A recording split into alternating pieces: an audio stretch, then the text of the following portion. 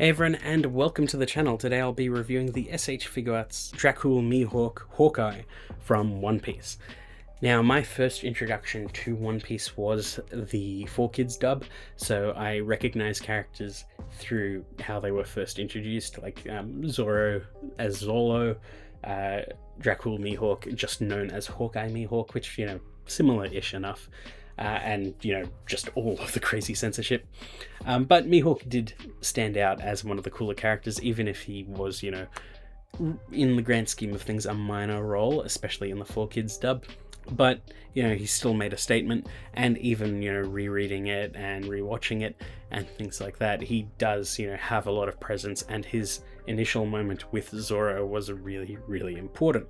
And that's pretty much what this figure is. This is Mihawk as he first appeared in One Piece, and technically, later in the Paramount War, I believe he wore the exact same thing.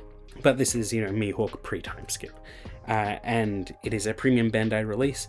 It is an interesting figure. We haven't had a lot of sort of like antagonist releases. There have been some, but there haven't been like a lot of antagonist releases in S.H.Figuarts, or like the sort of, anti-hero-ish character, because Mihawk's neither really good or bad from what we gather, but he is sort of just always present in a sense, and even now in the manga we get glimpses of him becoming more of a, threat-ish, or like more noticeable in the grand scheme of things. But anyway, this is Mihawk as he appears pre-time skip, and we will be going through everything in this figure. So out of the box, here's what he comes with, and it's a pretty good loadout. So we get the figure itself, we get 4 faces for Mihawk, we get 1 face for Luffy and 1 face for Zoro, we get his necklace dagger, we get his massive sword, which is on the back plastic shell, we get an alternate hair part so you can have Mihawk with or without his hat, as well as a bunch of different hands. So really, really good loadout, pretty much everything you need from this character, which is something that I think is the most important thing for like S.H.Figuarts. Like, can I recreate iconic moments with this loadout? Yes, you can. Similar thing with like Usopp, like, can I recreate iconic moments with this? Yes. And that's one of the things that the Dragon Ball line does as well, but usually in line with, can I recreate a single moment with this character, which is why we get, pretty scaled back accessory sets for a lot of characters. But if they are one-off characters, like for example the S.H.Figuarts Turles, we get literally everything we need. So it's a little monkey's paw situation with the Dragon Ball line, but so far the One Piece line, they've tried to give you everything you need. But taken out of the box and put on a display here is Mihawk, and he looks really good. This is aesthetically one of the better One Piece figures as well, sort of right up there with the Usopp. There is a lot more going on design-wise with this Mihawk, so it probably gets a step above that Usopp, except for like some small things with his alternate faces, but in general, really, really good. His gigantic cross sword is beautifully well detailed. All the paintwork there is really good, super exaggerated as it should be. All of the detail on his sleeves as well is beautifully done as well, and I'm really, really happy with how this turned out. All of the colors seem pretty on point and just very, very clean. But for poseability, we got to remove his giant sword, so he's got a ball joint in the head and neck. His hat does come off super easily, which is annoying. His collar's a little bit flexible, which is nice. The arms can butterfly in. They can rotate all the way around. But they are a little bit tight on my copy, so the arms did pop off for me. There's an upper arm swivel, bend at the elbow, and ball joint at the wrist. There's a crunch in the chest, which is fairly noticeable for the cut, but it's okay. And he's got a ball joint in the waist as well, which allows for some nice rotation. His coat is in 3 pieces, so it can sort of hinge out and you can pose it around. Not the best in terms of aesthetic, but just because it is on the back and it is a dark color, it does blend fairly well. You can do the splits that far, kick forward and back that far. There's an upper thigh swivel, and his legs popped off for me, but it's fine. There's a bend at the knee, as well as a swivel at the boot, pivot at the ankle, and hinge at the toes. So pretty good poseability, can get pretty dynamic even with the coat and the hat, so that's nice. I don't like the aesthetic of where the coat sort of like ends at the lower waist. It sort of like hooks over awkwardly. It's the problem that the GT trunks had as well. I don't really like that aesthetic with plastic coats. It just looks a little bit weird. Thankfully, again, because it is a darker color, it does mask itself a little bit, but in general, I don't really like that look. Now for faces, we get a neutral face out of the box. We get a sort of grimacing face, or he's like talking. It's a little bit hard to discern.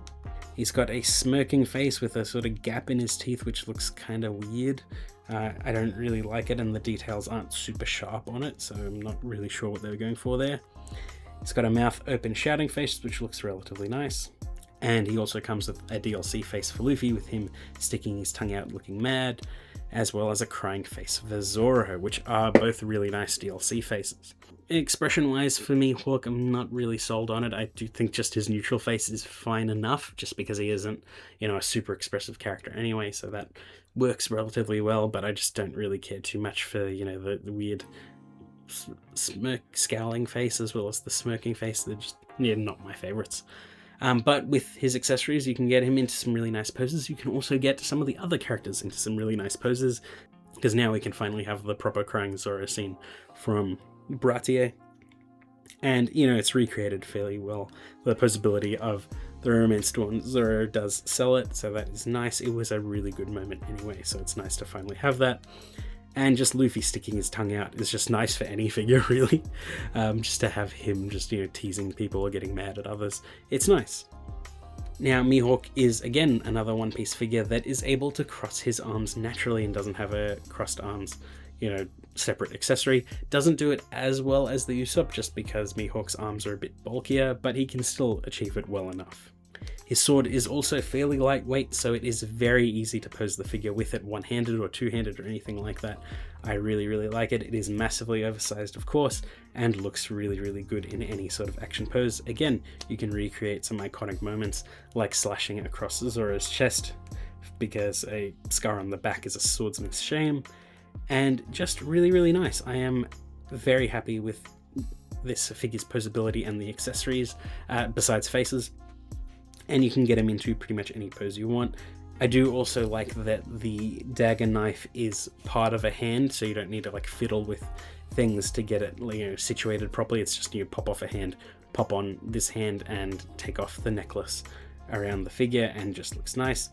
I will say his sitting down pose was one of the hardest things to do because of his massive sword on his back.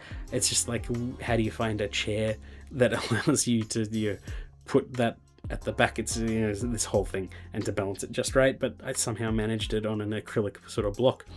But yeah, it's a nice figure. It comes with pretty much any accessory you need, and the figure itself is really, really solid. I do think could have used just some slight extra work on the faces, of course, and I'm not a huge fan of how the plastic coat sort of hooks over awkwardly at the waist, but again, dark colors hide it well enough, so I'm okay with it. It was more of a problem on the GT trunks. But yeah, that's pretty much it. I hope you enjoyed that video, and I will see you all next time. Oh hi, I didn't see you there. As you can see, I'm hard at work making new videos for the channel. Now, while I'm happy with where the channel is right now, I could use your help. By liking, commenting, and subscribing to the channel, it helps out the YouTube algorithm and recommends my channel to more people. So if you like any of my videos, please let me know. It really helps out. And if you liked this one, please let me know too. It means a lot to me, and I really, really appreciate all of you guys.